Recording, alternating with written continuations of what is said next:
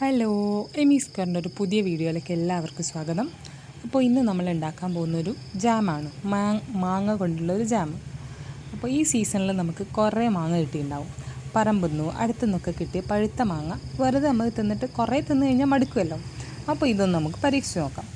ഇതിനു വേണ്ടി ഞാൻ 2 മാങ്ങയാണ് എടുത്തത്. അത് തോല് പോക്കിയതിന് ശേഷം നല്ലോണം മിക്സിയിലൊന്ന് അടിച്ചെടുക്കാം. നല്ല പഴുത്ത മധുരമുള്ള മാങ്ങയാണെങ്കിൽ ജാം കുറച്ചുകൂടി സൂപ്പറാവും. എന്നിട്ട് ഈ അടിച്ചെടുത്ത ഈ മിക്സ് നമുക്കൊന്ന് കുറുക്കിയെടുക്കാം. അതിലേക്ക് ആവശ്യത്തിന് പഞ്ചസാര ചേർക്കാം. പഞ്ചസാര നിങ്ങളുടെ മാങ്ങയുടെ മധുരത്തിനനുസരിച്ച് ചേർത്താൽ മതി. എന്നതിന് ശേഷം നല്ലോണം ഒന്ന് കുറുക്കിയെടുക്കാം. എന്നിട്ട് കുറച്ച് നാരങ്ങാനീരും ചേർക്കാം.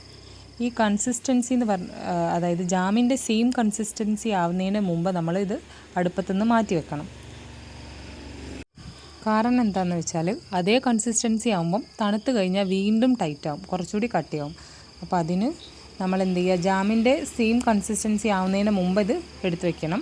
എന്നിട്ട് തണുത്തതിന് ശേഷം നമുക്കൊരു എയർ ടൈറ്റുള്ള നല്ലൊരു പാത്രത്തിൽ ഇത് സ്റ്റോർ ചെയ്ത് വെക്കാം. എന്നിട്ട് ആവശ്യത്തിന് ഉപയോഗിക്കാം. ഈ ജാം നമുക്ക് പെട്ടെന്ന് ഉണ്ടാക്കാൻ പറ്റും. കുട്ടികൾക്കൊക്കെ വളരെ ഇഷ്ടപ്പെടും. ഈ വീഡിയോ നിങ്ങൾക്ക് ഇഷ്ടപ്പെട്ടാൽ വീഡിയോ ലൈക്ക് ചെയ്യുക, ഷെയർ ചെയ്യുക, അഭിപ്രായങ്ങളൊക്കെ കമൻറ്റ് ചെയ്യുക. അപ്പോൾ പുതിയൊരു വീഡിയോ ആയിട്ട് നമുക്ക് വീണ്ടും വരാം. അപ്പോൾ അതുവരെ സബ്സ്ക്രൈബ് ചെയ്യാൻ മറക്കരുത് കേട്ടോ. അപ്പോൾ അത് പറയാൻ മറന്ന് എല്ലാവരും വീഡിയോ കാണുന്ന എല്ലാവരും ഒന്ന് സബ്സ്ക്രൈബ് ചെയ്യണേ. നിങ്ങൾക്ക് ഇതേപോലത്തെ എല്ലാ വീഡിയോസും എൻ്റെ ചാനലിൽ അവൈലബിൾ ആയിരിക്കും. അപ്പോൾ ഓക്കെ, ബൈ, സീ യു.